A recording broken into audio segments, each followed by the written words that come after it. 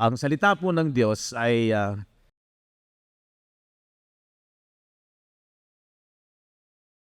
dinadala tayo sa mga bagay na hindi nakikita.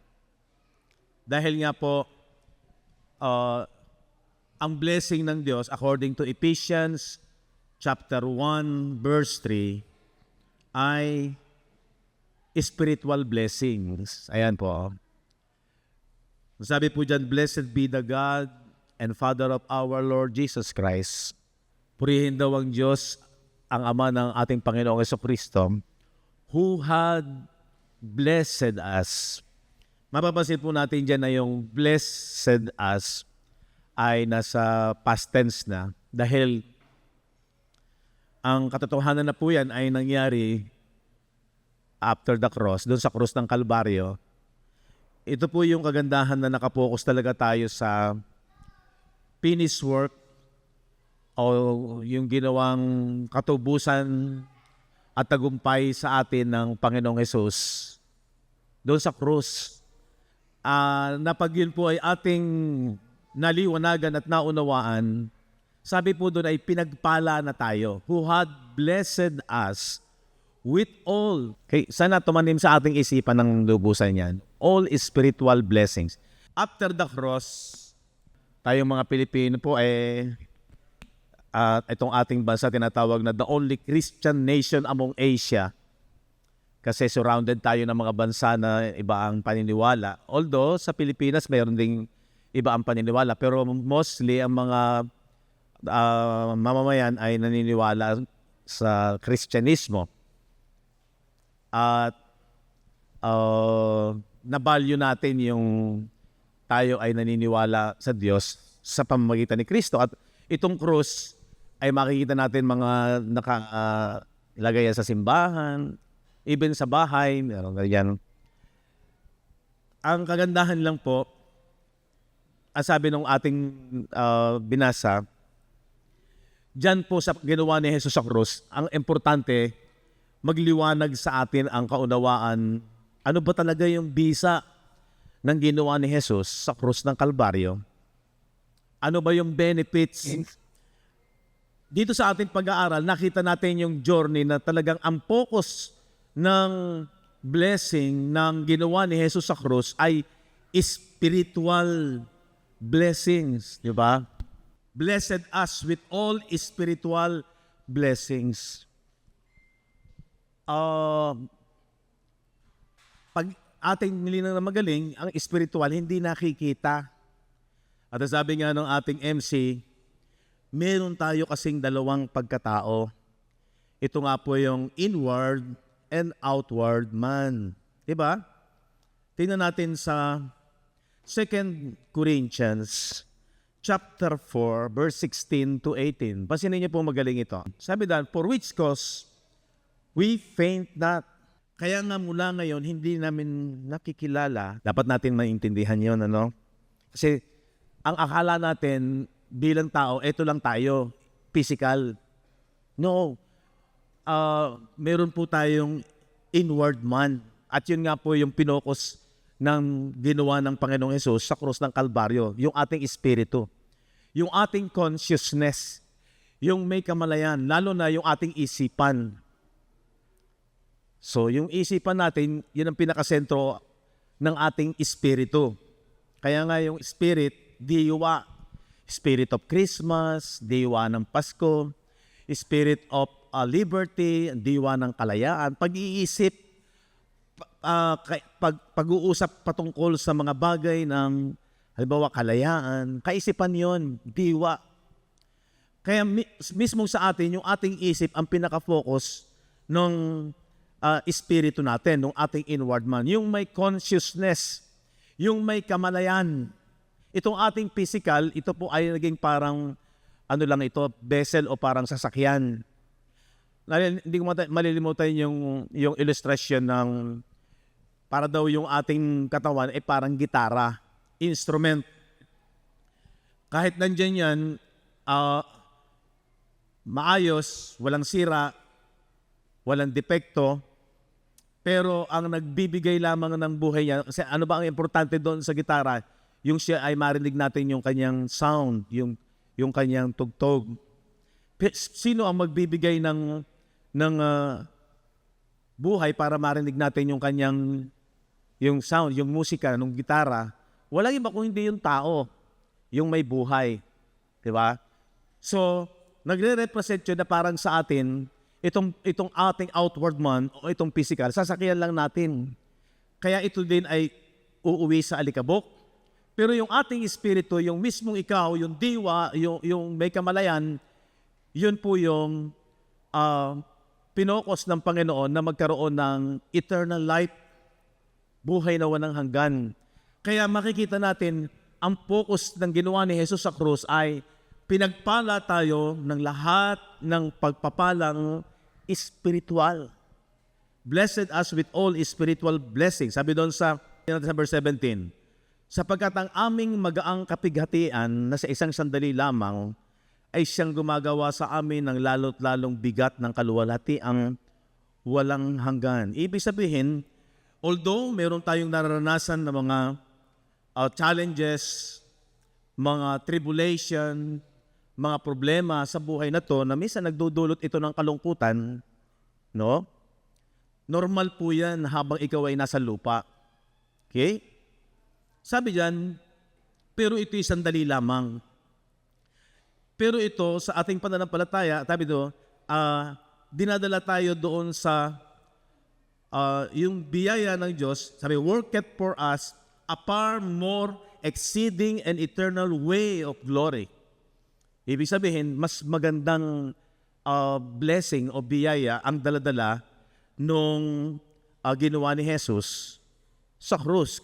Kaya sabi nung 16, balik ulit tayo sa 16, kaya hindi kami nanghihimagod, bagamat ang aming pagkataong labas, ayan o, but though our outward man, itong physical, peris, pahina ito ng pahina eh. Bagaman iniingatan natin ang ating kalusugan, mabuti yon. Gusto nating mabuhay ng mahaba, pinagpe-pray natin na, di ba, pagka nga may birthday, may you have many more birthdays to come, di ba? Pinagpe-pray natin yon. Pero, alam natin ang hangganan ay uuwi din ang tao, itong ating outward man, sabi ng Genesis, sapagkat nagmula ito sa alikabok, babalik din ito sa alikabok. Agree po ba kayo? Amen, di ba? Babalik din ito sa alikabok eh. Kaya sabi diyan, yun ang isang nagbibigay sa kanila, sabi ni Paul, nagpapatuloy, kahit na itong alam nila na ang outward man ay talagang pahina ng pahina, wala naman tayong magagawa eh. Itong ating physical, submitted ito sa time. Ito po ay nakapaloob sa oras. And as time goes on, pag nadadagdagan ng edad mo, hindi naman maikakaila yung dating lakas ng pagkabata, uuwi yan sa pahina ng pahina. Tama naman ang Bible, sabi ni Paul, na our outward man perish, yet, ito yung maganda. Pag ikaw ay mananampalataya, pag ikaw ay nagtsatsaga na pinapriority mo ang salita ng Diyos, yung kanyang mga pangako, kasi sabi ng Romans 10:17, faith cometh by hearing, and hearing by the word of God or by the word of Christ. Ayan o. So then faith, what is genuine faith?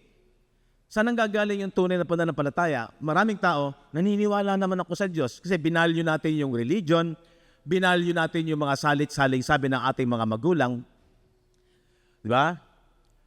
Binabalyo natin yung kaway maniwala sa Diyos. Nakagis na natin yan. Pero ang genuine faith, ang totoong pananampalataya, sabi diyan, so then faith cometh by hearing, and hearing by the word of Christ or God. Diba? Ang problema nga, sabi ko nga, hindi natin nakasanayan magbasa ng Bible, makinig, at ito yung maging guide ng ating pananampalataya. Samantalang ang linaw ng sinasabi ng 2 Timothy chapter 3 from verses 15, and that from a child thou hast known Mula pa sa pagkabata, nalalaman ninyo na ang banal na kasulatan, the Holy Scriptures. Saan ang Holy Scriptures? The Bible. Pero ito yung nanineglect ng marami, napapabayaan ng maraming mga tao.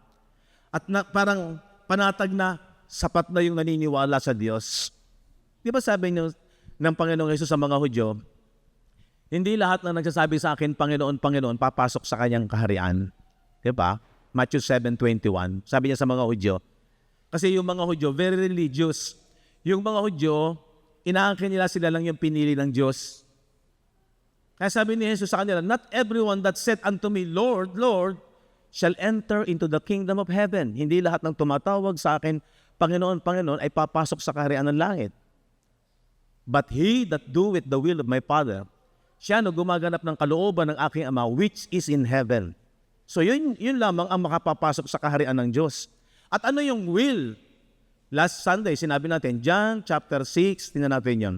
Jesus answered them and said, verily, verily, I say unto you, ye seek me not because ye saw the miracles, but because ye did eat of the loaves and were filled.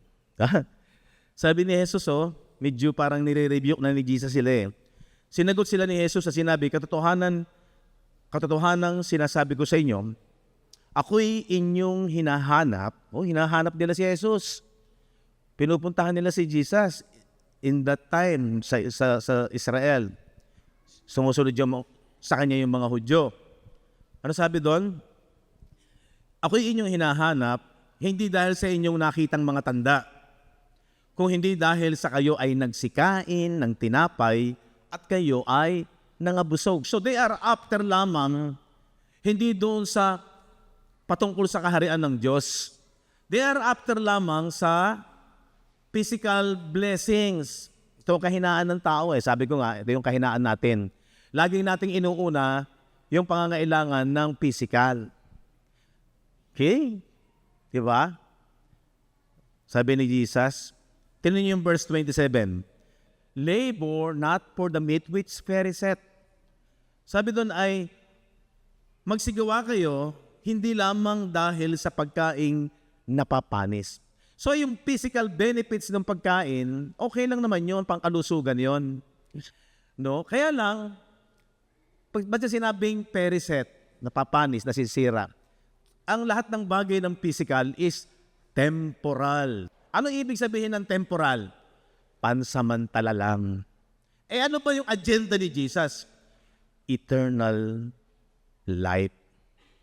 Alin ang mas may mataas na value? Yung temporal o yung eternal? Eternal.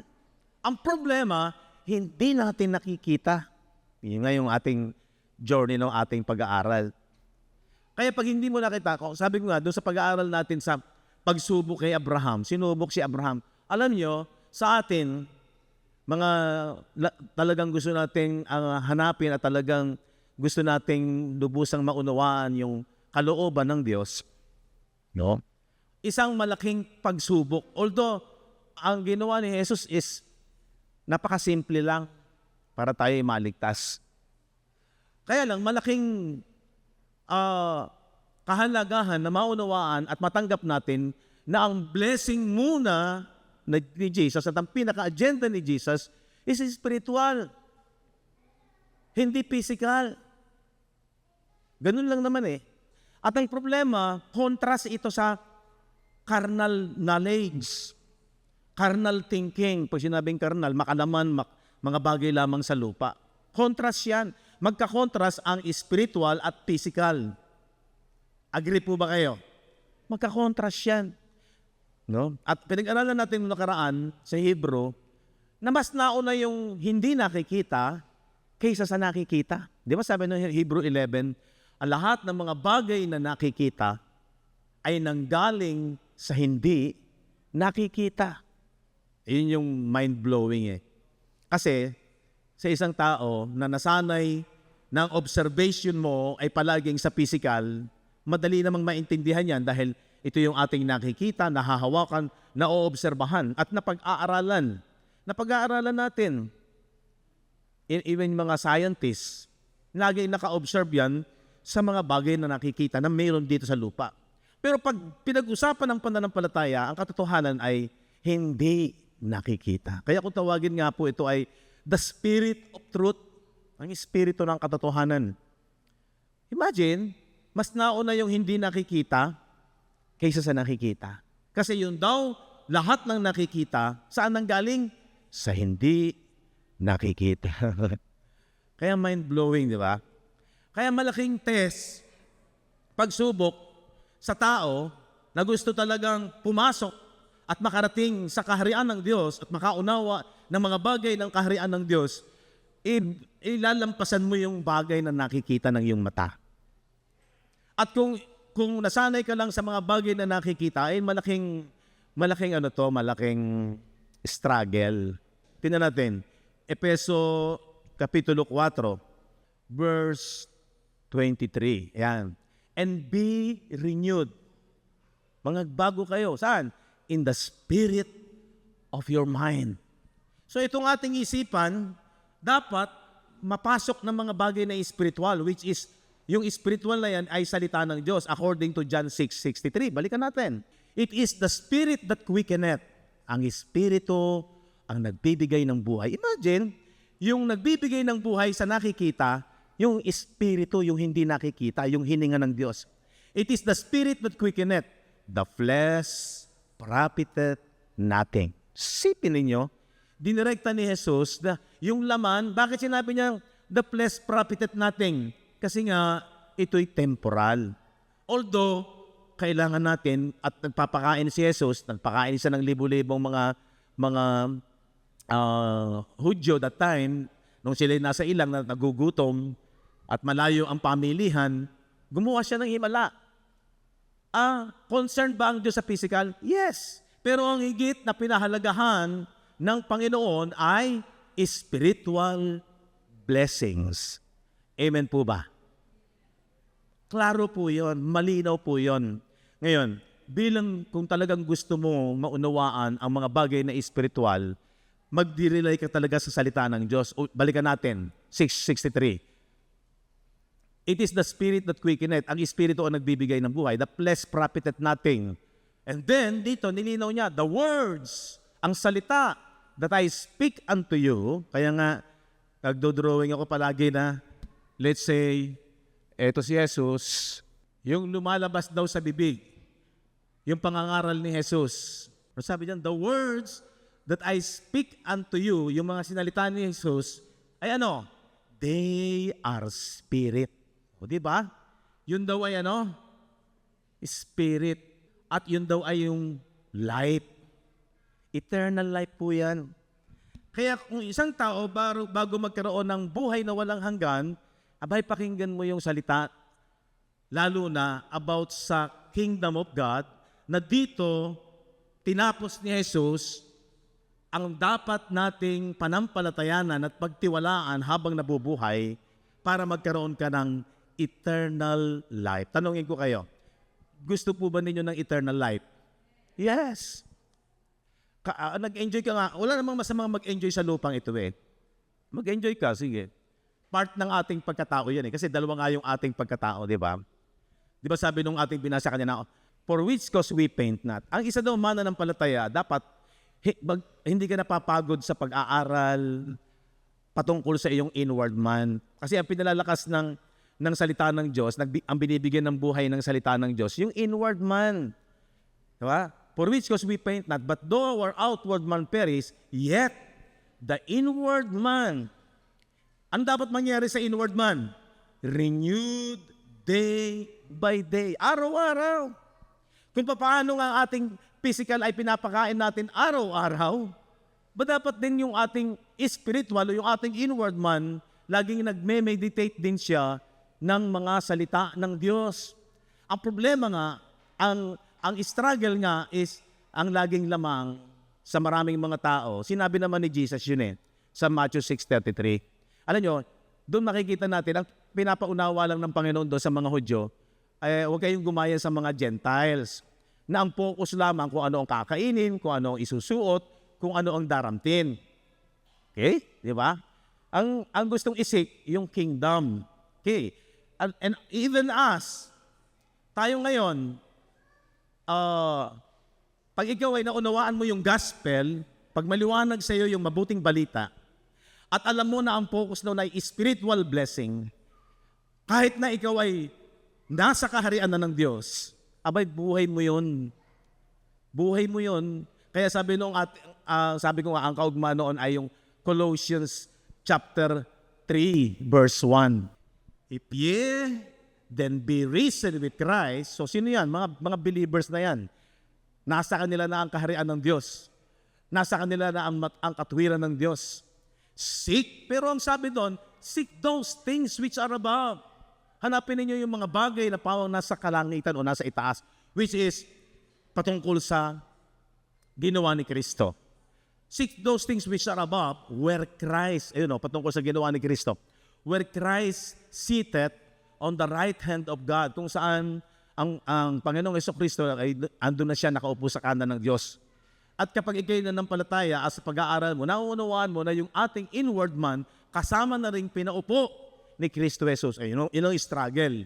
Hindi natin nakikita yun. Diba? Yun ang struggle. Ako, kasama ng pinaupo ni Kristo Jesus sa kanan ng Ama? Andito pa ako. Pag nakatingin ka sa physical, medyo mahihirapan kang i-analyze. Pero pag tumitingin ka sa salita na pangako ng Diyos which is spiritual, at ito yung katotohanan kahit hindi mo nakikita, pananampalatayanan mo yun, kagaya ng halimbawa ay si Abraham. Hindi niya nakikita pero naniniwala siya. At nung sinubok siya na ihandog yung kanyang anak na si Isaac, kaya isang anak lang, solong anak lang, at ang pangako ng Diyos gagawin isang malaking bansa. Di ba? Ang binhi mo ay magiging kagaya ng buhangin sa dagat at kagaya ng mga bituin sa langit. Tapos ipapahandog sa kanya si Isaac, papatayin niya. Pero ano sabi ng pinag-aralan natin sa Hebrew? Nananampalataya siya na matutupad pa rin ang pangako ng Diyos kahit na ihandog niya si Isaac. Ganun ka-intense yung kanyang pagtitiwala. So saan ang gagaling ang pananampalataya? Kung ano ang sinabi ng Diyos. Kung ano ang nakasulat. Ito yung ating guide. Ito yung pinakamataas na authority sa buhay ng isang tao. Kailangan bigyan mo ng mataas na authority ang scripture, ang salita ng Diyos, sa buhay natin. Diba? Kasi dadaling ka sa mga bagay na spiritual, kagaya niya, no? Set your affection, sabi nung verse 2, on things above, not on things on earth. So, pag ikaw ay believer, ito na yung mindset mo. Renewed, nababago na yung isipan mo. Kaya nga sabi nung 1 Corinthians 4, day by day, araw-araw, lumalago. Kaya hindi mo priority yung salita ng Diyos sa buhay mo. Amen.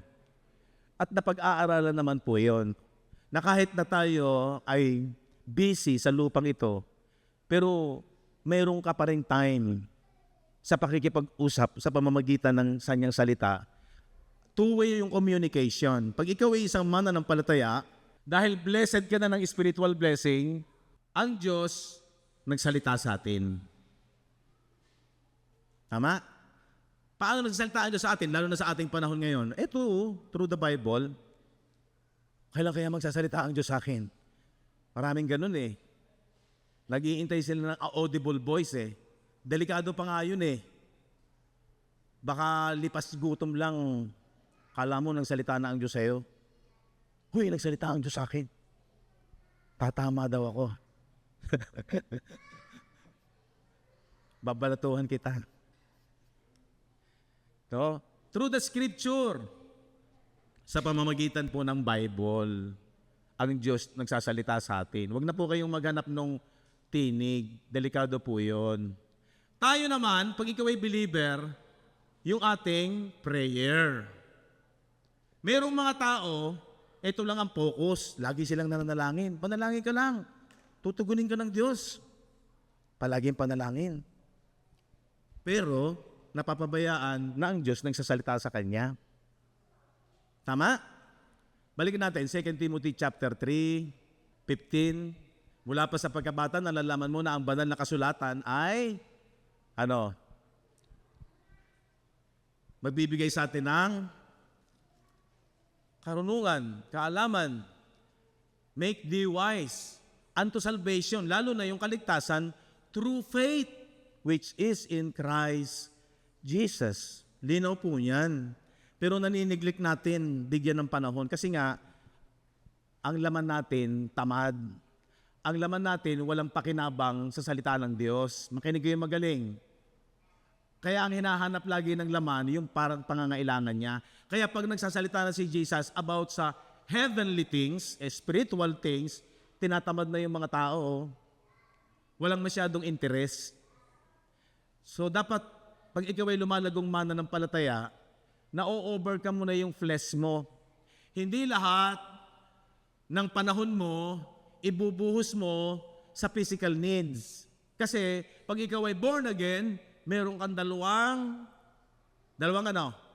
pagkatao. Isang outward man, which is the physical, at isang inward man. Malinaw po ba yun? Diba? Napakaliwanag, meron tayong dalawa. At ang pinalalakas ng salita ng Diyos is yung ating espiritu. Ephesians 3:16. That He would grant you according to the riches of His glory. Na dapat daw tayo ay ang tao daw ay na sana ay pagkalooban ng Diyos ayon sa kayamanan ng kanyang kaluwalhatian. Ephesians 3:16. To be strengthened. Dapat yung inward man lumalakas. To be strengthened sa pamamagitan ng with might, makapangyarihan. Hindi po nakukuha yung kapangyarihan sa anting-anting. Hindi po nakukuha ang kapangyarihan sa mga Latin. Nakukuha ang kapangyarihang espiritual, saan? Sa salita ng Diyos. To be strengthened with might by His Spirit, saan? In the inner man. Malinaw po ba yon? In the inner man. Ano yung inner man? Yung taong panloob. Lalo na yung isipan mo, magkaroon ng liwanag ng mga salita ng Diyos sapagkat ito yung nagpapalakas sa inward man. So kung babalikan natin yung sinasabi ng Ephesians 3:16, renewed day by day. O, anong klaseng buhay meron ka? Dapat balanse. Kung maaari nga, mas maximize yung spiritual. Mas lamang yung spiritual. Kasi sabi doon, seek those things which are above, di ba? If you then be risen with Christ. Malinaw po ba yan? Di ba malinaw yun? Kung kayo ngay muling binuhay ni Kristo, hanapin ninyo, seek those things which are above. So yun bang risen na kay Christ? Hindi pa ba mananampalataya yun? Mananampalataya na yun.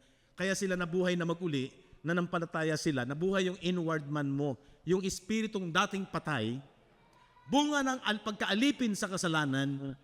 Dati ang ating espiritu ay patay, pero nung naliwanagan ng ginawa ni Kristo na tinapos na niya sa krus ang bisa ng kasalanan according to Romans 8:3, condemned sin sa flesh ni Jesus, which represent ng bawat laman ng tao. Sapagkat sa laman, nananahan ang kasalanan. Sin in the flesh. Romans 7:17 and 18. Ang ganda po yan. Kapag naunawaan natin na yung sin dwelleth in the flesh. Sabi niya, now then it is no more I that do it. Hindi na ako gumagawa ng kasalanan, but sin that dwelleth in me. Saan? For I know that in me, that is in my flesh. Kaya sa flesh ni Jesus, hinatulan yung kasalanan ng bawat tao na mayroong laman. So pag naunawaan mo yan, yung ganda na yan, yung ating espiritu, yung ating inward man na dating patay, pag ikaw ay na-born again, yung born again hindi po religion yon. According to the scripture, sabi ng John chapter 3, you must be born again. Requirement po yon para pagharian ka ng Diyos, para dumating sa iyo ang kaharian ng Diyos. So ano yung na-born again? Yung spirit, yung inward man. Ito po yung hindi na ituturo ng reliyon. Ito po yung hindi na ituturong maliwanag. Basta sinasabi lang Diyos, Diyos, Diyos. Pero hindi na ituturo. Yung ganda ng ginawa ni Jesus ay para sa ating inward man. At pag na-born again na yun, kailangan po ng salita ng Diyos. Kaya sabi ng Matthew 4:4, He answered and said, it is written, nasusulat, nakarecord. Napakahalaga po nung it is written. Kasi lahat po ng pinapatunayan natin na mga bagay para maging legal, naka-record, written. It is written. So itong scripture, naka-record, kailangan, ito yung bigyan mo ng mataas na authority. Man shall not live by bread alone, but by every word that proceeded out of the mouth of God. Malinaw po ba yun? Agree po ba kayo doon? Na hindi lamang sa tinapay, pagkaing physical, ang ating dapat bigyan ng pansin, pagtuunan ng panahon. Okay, yung physical pagtuunan din natin para makasurvive, para maging maganda buhay. Pero tandaan natin, temporal din lang yan.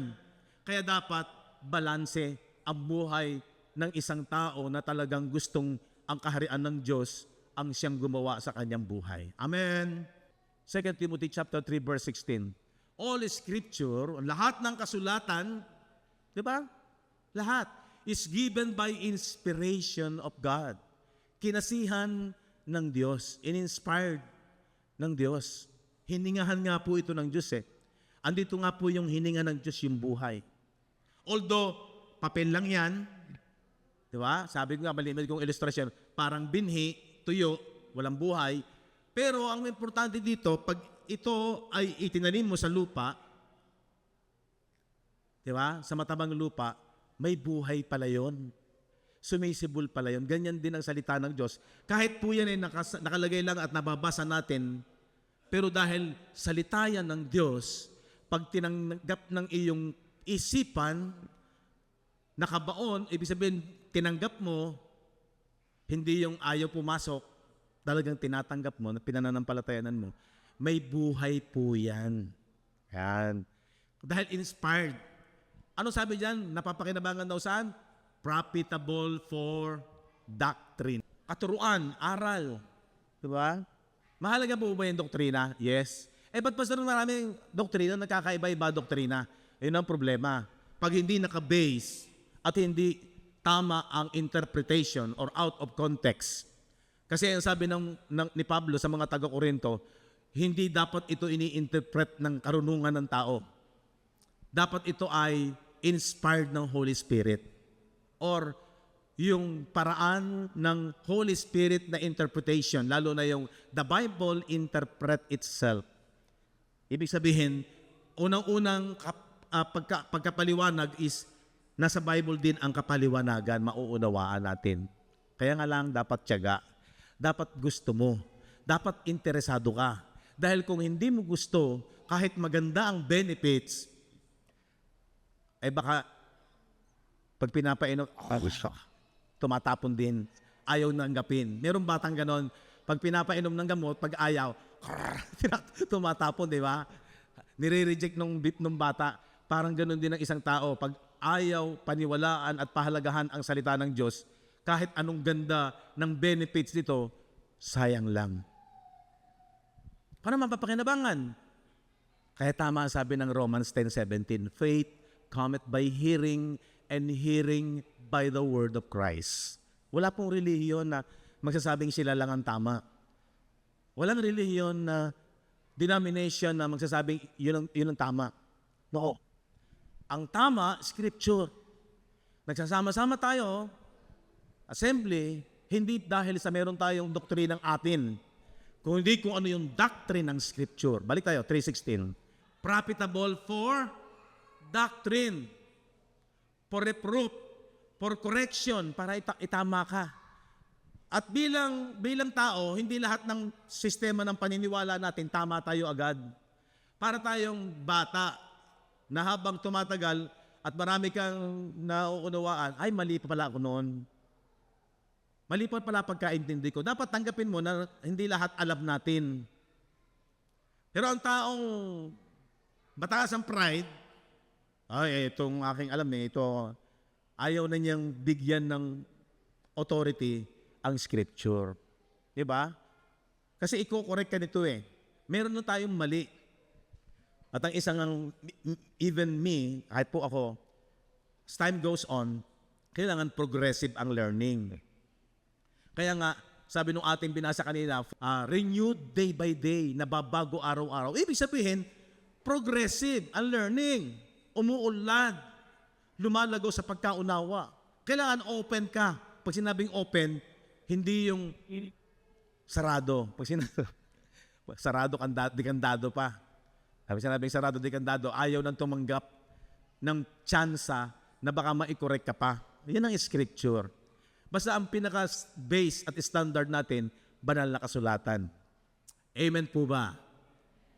Blessed po ba kayo? Kaya ko po laging pinagdidiinan nito. Kasi, dahil nga sabi ni Jesus, the word that I speak unto you, they are spirit and they are life. The flesh profited nothing. So, intindi na natin, ayaw yan ng laman. Tamad ang laman dyan. Walang gana ang laman. Kaya dapat, lalo na pagka lumalago ang isang mananampalataya, intindi mo na yon. Na kailangan ma-overcome mo yung flesh. Hindi lahat ng gusto nito. Kaya sabi ng Galatians 5, this I say then, ito ngayon na sinasabi ko, walk in the Spirit, and ye shall not fulfill the lust of the flesh. Lumakad kayo sa Espiritu. Paano paglakad sa Espiritu? Yung nag-aaral ka ng salita ng Diyos. Inuunawa mo dahil spiritual to. At ito inspired ito ng Holy Spirit according to 2 Timothy chapter 3. Yan yung the Bible interpret itself. Kaya sabi ng Galatians, walk in the Spirit. Pag ikaw ay believer, wala ka na sa laman. Di ba sabi ng Romans 8:9, but ye are not in the flesh, sapagkat kayo'y wala na sa laman, but in the Spirit, kung di kayo nasa Espiritu. If so be the Spirit of God dwell in you, kung talagang nananahan sa inyo ang Espiritu ng Diyos, di ba? Kung talagang nananahan sa atin ang Espiritu ng Diyos. Now, if any man have not the Spirit of Christ, kung ang isang tao daw ay wala ang Espiritu ni Kristo, ano sabi dyan? He is none of His. Say talagang hindi kay Kristo. So ito yung i-correct tayo. Pauunawa sa atin mismo na ng Scripture. Ibig sabihin, bibigyan ko ng authority dito. Aba, kailangan pala nasa akin ang Espiritu ni Kristo. Pastor, paano malalaman ko na nasa akin ang Espiritu ni Kristo? Yeah. Diba? Ang Bible din lagi ang nagpapaliwanag. Kasi kung wala daw sa iyo ang Espiritu ni Kristo, hindi ka talaga sa Kanya. Maraming nagkiklaim. Sabi ko nga, ang dami ngayong imitation. Even sa spiritual world, even sa mundo ng Kristyanismo, kailangan wise ka. Maraming, akala mo, totoong biyaya na to. Akala mo, totoong biyaya. Ang sarap pakinggan, no? Kung tawagin nga ay sugar-coated. Pero ang pinaka talagang susi, nandito. Ang isang, sabi nga nung ating pinag-aralan, 1 John chapter 4, we are of God. He that knoweth God, heareth us. He that is not of God, heareth not us. Hereby know we the spirit of truth and the spirit of error. Basahin ko sa Tagalog. Mga minamahal, huwag kayong magsipaniwala sa bawat espiritu. Pag sinabing espiritu dito, yung mga aral, yung mga katuruan, yung mga doctrine. Hindi inyong subukin ang mga espiritu. Test every spirit. Diba? Sige, verse 1 muna, verse 1. Pag sinabing test, subukin mo, hindi yung basta, ang pogi na nagsasalita. Mukhang bait, mukhang anghel ng Diyos to, mukhang sugo to ng Diyos. Dito na ako. Hindi. Paano mo matetes? Paano mo matetes? Kailangan, Scripture din ang gagamitin mo. Kasi ito yung spiritual things. Yung sinasabi ni Jesus, the word that I speak unto you, they are spirit and they are life. Diba? Kaya sabi dyan, beloved, believe not every spirit. Huwag ka agad maniniwala. But try the spirit. Subukin ninyo. Test ang bawat espiritu with kung talaga bang sila sa Diyos. Sapagkat maraming mga bulaan gone out into the world. Diba? Dapat maging matalino tayo. Okay, verse 2. Dito'y nakikilala ninyo ang Espiritu ng Diyos. Ang bawat Espiritu nagpapahayag na si Hesus Kristo ay naparitong nasa laman, malaking factor po yon, na si Jesus ay dumating sa laman, nag-incarnate. Bakit? Kasi nung siya ay nasa krus ng Kalbaryo, di ba? Yung kanyang laman, nagkasugat-sugat. Condemned sin in the flesh. Kaya pag merong ipinangangaral na hindi nauunawahan yung pag-incarnation ni Jesus, na yung dahil ang tao ay pinanahanan ng kasalanan sa laman at ang tao ay naging alipin ng mga nasa ng laman, kaya hindi niya masunod-sunod yung hinihingi ng kautusan dahil ang proseso ng kautusan according to James chapter 2 verse 17 is 100%. Diba? Whosoever shall keep the whole law, sino mang nagnanasa na makatupad sa lahat na hinihingi ng kautusan, and yet offend in one point, pero bumagsak ka sa isa. Ang alam natin, 10 commandments, 10. Ang bait mo, hindi ka nagnakaw, hindi ka pumatay, hindi ka nangalunya, hindi ka nakiapid. Diba? So, iba pa. Pero sabi nung isa pa doon, thou shall not bear false witnesses against thy neighbor. Huwag kang magbibintang ng walang katotohanan sa iyong kapwa. Ay, ito kahinaan ng tao, marites. Makita lamang na medyo hindi maganda ang mukha. Naku, yung mamang yan, mukhang di gagawa ng maganda yan. Wala akong tiwala dyan. Hinatulan mo na. Di ba? Hinatulan mo na agad. Doon pa lang, bagsak ka na. Nasusunod mo nga, hindi ka nagnanakaw, hindi ka pumapatay. Nagbintang ka naman ng walang katotohanan. Ano sabi dyan? He is guilty of all. Bagsak na siya sa lahat. Alam niyo ibig sabihin nun? Pag sinabing guilty of all, para ka na rin magnanakaw, para ka na rin mamamatay tao, para ka na rin mangangalunya. Ganun ang standard ng law. Lahat ang kautusan, according to Exodus, is 613. Ay di lalo nang bagsak ang lahat sa kautusan. Pero sa kagandahan ng ginawa ni Jesus, hinatulan yung kahinaan ng laman. 30 AD, condemned sin in the flesh, according to Romans 8:3. Tinapos na niya ang bisa ng kasalanan. Alam niyo mo ba yon? Marami hindi alam yon. Diba? Kasi hindi nagbabasa ng Bible, hindi nare-research. And even us, na mga Kristiyano, nagpapasalamat tayo sa Diyos, pag talagang nagbasa ka at nag-research, nasa Bible pala yon, na tinapos na ni Jesus hinatulan na ni Jesus yung bisa ng kasalanan para ang tao ay makalaya, matubos, at hindi na maging alipin ng kasalanan. Good news po ba yon? Marami nagsasabi ng mabuting balita pero hindi naintindihan. So yun yung maliwanag na ipinapaunawa sa atin ng kasulatan na talagang tayo, pag nanampalataya according to the scripture, yan yung nagbibigay ng kaunawaan na si Jesus, nagkatawang tao, became flesh para tayo ay tubusin doon sa kahinaan natin sa laman. Kaya pag merong nagpapahayag at hindi naiintindihan yon, pagkatapos dadaanin ka sa mga pananalitang magaganda, wow, sarap nga, pakinggan. Pero tanungin mo, para matest mo siya, alam ba niya ang gospel? Maliwanag ba sa kanya ang mabuting balita na ginawa ni Jesus sa krus ng Kalbaryo? Na tinapos na yung bisa ng kasalanan sa laman. Alam ba niya yung inward and outward man? Alam ba niya na ang blessing na ginawa ni Jesus ay spiritual blessings? Pwede siyang mag-claim na siya'y ligtas. Nasa kanya na ang kaharian ng Diyos. Anak siya ng Diyos. Walang relihiyon na hindi pwedeng angkinin yan. Ang pinagbabasihan mo talaga ay galing sa scripture at kasulatan. Yun yung sinasabi ng 2 Timothy. Kinorek ka. Tama ang kaunawaan mo sa pinananampalatayanan mo. Ganun kaselan. Yung dapat tayo nag-aaral ng salita ng Diyos. Kasi subukin mo yung bawat nangangaral. Test every spirit. Balik natin yan, 1 John chapter 4. Tayo ngay sa Diyos. Ang nakakakilala sa Diyos ay dumirinig sa atin. Pag talagang ikaw ay nakapokus sa turo ng kasulatan, ng scripture, yun ang dapat nating pagkaisahan. Diba? Sabi diyan, he that knoweth God heareth us. He that is not of God heareth not us. Sabi ni John, yung iba yung paniniwala, yung iba yung sinasabi, hindi talaga sa atin. Hereby know we the spirit of truth. Dito nalalaman natin ang espiritu ng katotohanan and the spirit of error. At meron ding aral na error o mali.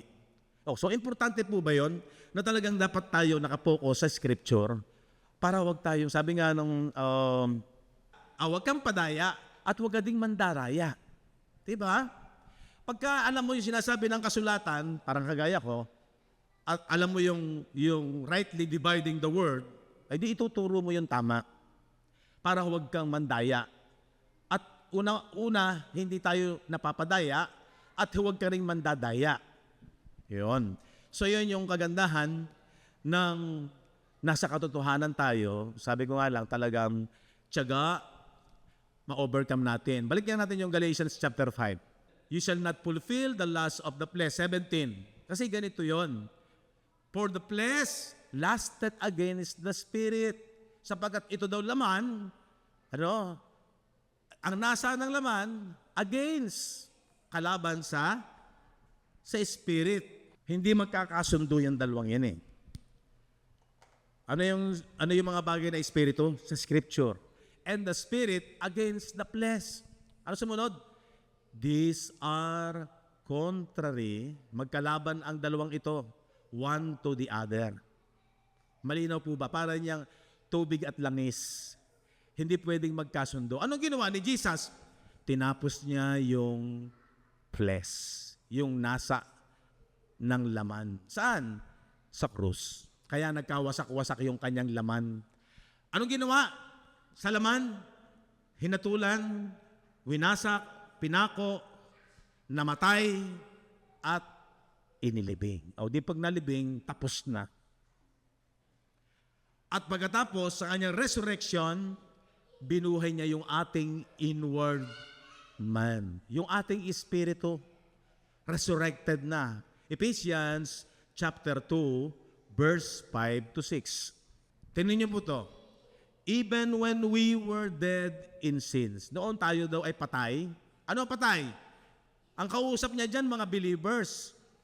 Sa Efeso, in that time, ang kausap niya yung mga taong nanampalataya kay Kristo. Sabi niya, noon tayong ay patay sa kasalanan. So hindi po yung patay yung physical. Yung mga kausap niyang tao, ang tinutukoy ni Pablo na pangapatay, yung kanilang inward man, yung kanilang espiritu. Pero sabi diyan, binuhay, had quickened us together with Christ. Tayo ay binuhay na mag-uli. Nung na-raise up si Jesus, binuhay na mag-uli. After 3 days, di ba, nabuhay si Kristo. Yun daw ating espiritu, yung daw ating taong panloob, ay binuhay niya. Quickened us together with Christ. Yun ang biyaya ng Diyos. Verse 6. And had raised us up together. Mapapansin niyo po dyan, yung raise ay nasa past tense. Kasi nga, ginawa yan ni Jesus. Ginawa ng Panginoong Jesus yan, itong cross, 30 AD. Di ba? 30 AD. Noon pa yung ginawa ni Jesus. Ang bawat sumampalataya, ang bawat naliwanagan at nanampalataya sa ginawa ni Jesus, kahit hindi mo nakikita, yung iyong inward man, yun nga yung pananampalataya sa kapanatagan ng mga bagay na hindi nakikita. Kaya dinadala tayo sa kahalagahan ng hindi nakikita. Na yung espiritu mo, paniniwalaan mo, binuhay na mag-uli na ni Kristo. Amen po ba? Raise up, and raise us up together. Puro past tense po yan. Sumunod, made us sit together in heavenly places in Christ Jesus.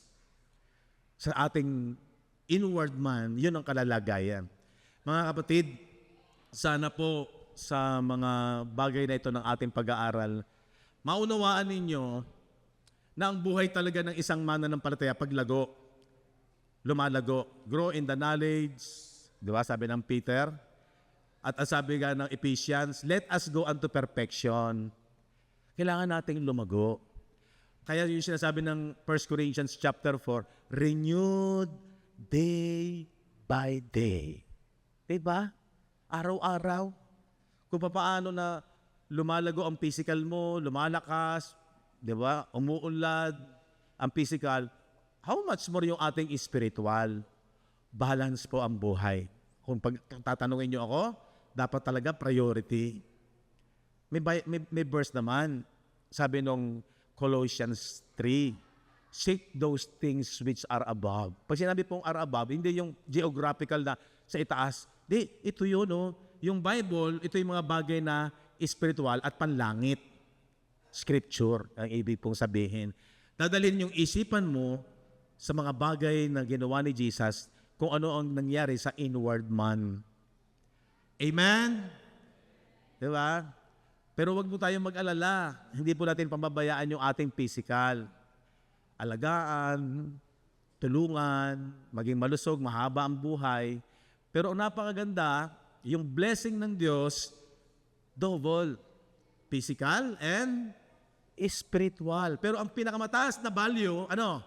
Spiritual blessings. Kaya, balik ulit tayo para medyo magkaroon pa ng liwanag. Ephesians chapter 1, verse 3. Mapupuri mo ang Diyos, mapapasalamatan mo ang Diyos, blessed be the God. Imagine, ibe-bless mo ang Diyos. Paano mo ibe-bless? Pag tinanggap mo yung kanyang regalo, yung kanyang halagahan kung bakit niya binigay si Jesus. Bakit sinabi ng John 3:16, for God so loved the world, He gave His only begotten Son. Whosoever, ano yung whosoever? Sino man, kasama ka doon, bawat isa. Una sa mga Hudyo, whosoever.